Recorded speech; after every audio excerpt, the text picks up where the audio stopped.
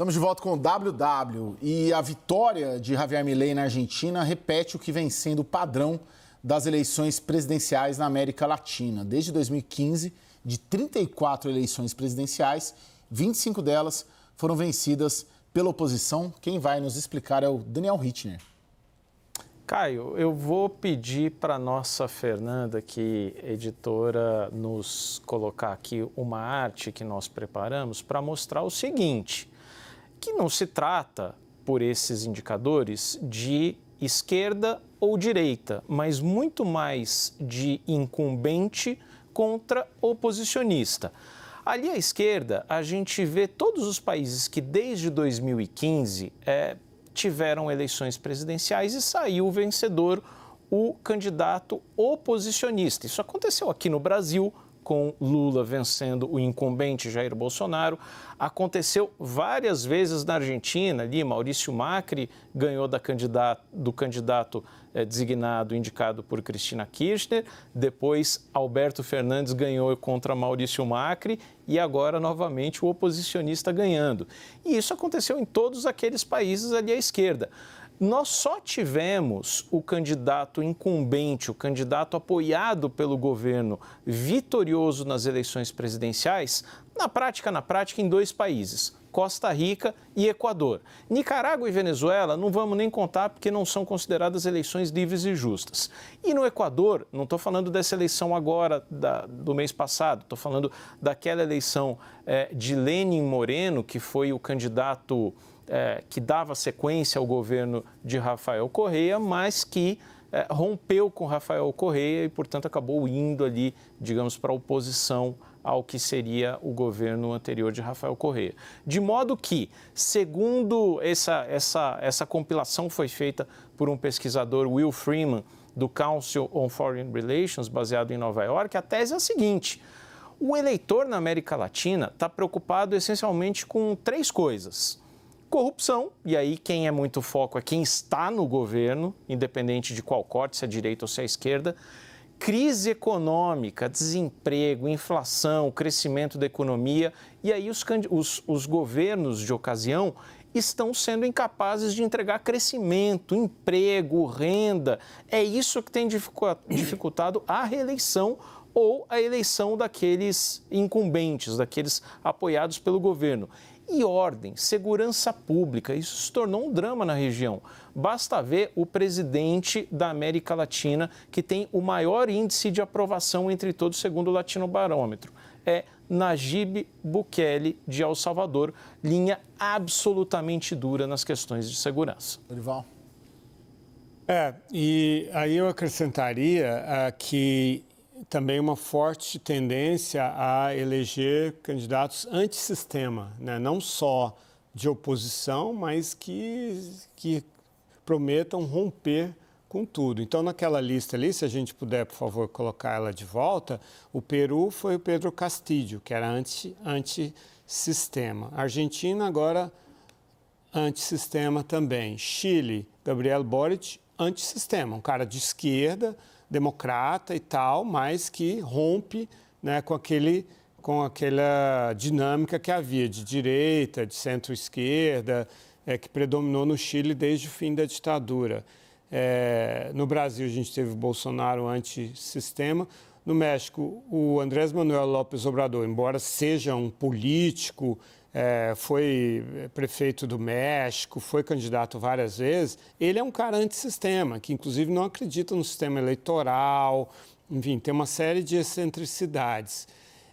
E no caso do Equador, depois do Lenín Moreno, já teve duas eleições, o Guillermo Lasso, que é de direita, né, e agora teve de novo uma outra eleição que também ganhou a direita, né? Então, aí sim, realmente é uma linha que se segue. Não tem a ver também um pouco de... Nós vivemos em uma sociedade digital em que as cobranças por respostas... As cobranças são maiores e as cobranças por respostas imediatas são maiores.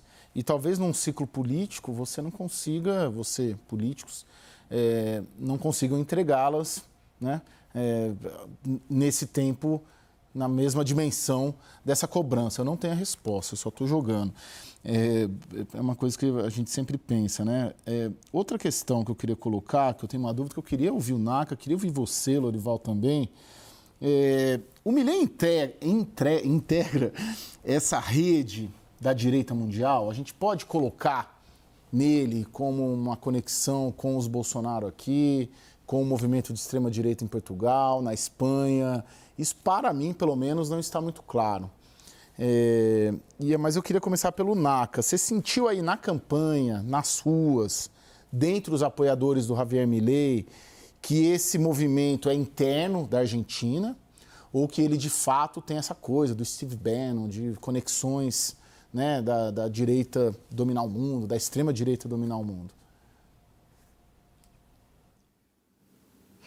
Me parece que é muito mais uma questão doméstica, tanto que há alguns cientistas políticos, politólogos aqui na Argentina, que discordam do carimbo de ultradireita, de extrema-direita para Javier Milei. Acham só que ele empacota ideias liberais de uma maneira não ortodoxa, né? De uma maneira não comum. E isso acaba parecendo uma extrema-direita, uma ultradireita, mas que ele não compactuaria de boa parte destes valores. É muito interessante essa discussão que o Lorival estava tendo com o Hitchner sobre este valor de ser antissistema. Porque andando nas ruas ontem, na comemoração, era muito impressionante para mim, era muito notável como tinha jovem. Assim, jovens de 17, 20, 22 anos. São argentinos, é uma geração de argentinos e argentinas que nasceram na crise, basicamente. E esta parte da população encara em Milei não necessariamente um valor da extrema-direita, mas a possibilidade de ser governado, de sermos liderados por alguém que não é político. Aqui na Argentina, para o jovem, isso aparentemente tem muito valor. É quase um ato de rebeldia, né?